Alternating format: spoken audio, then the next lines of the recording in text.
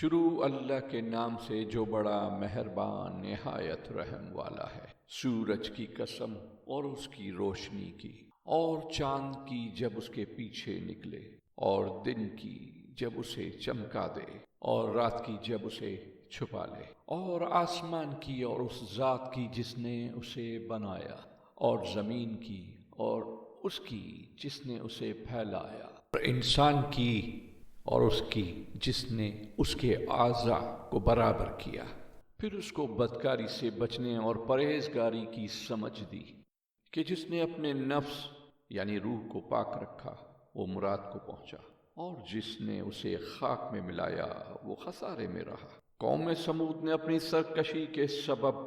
پیغمبر کو جھٹلایا۔ جب ان میں سے ایک نہایت بدبخت اٹھا تو خدا کے پیغمبر صالح نے ان سے کہا کہ خدا کی اونٹنی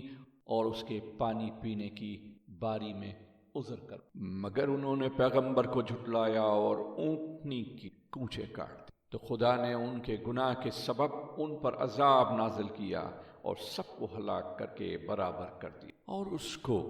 ان کے بدلہ لینے کا کچھ بھی ڈر نہیں۔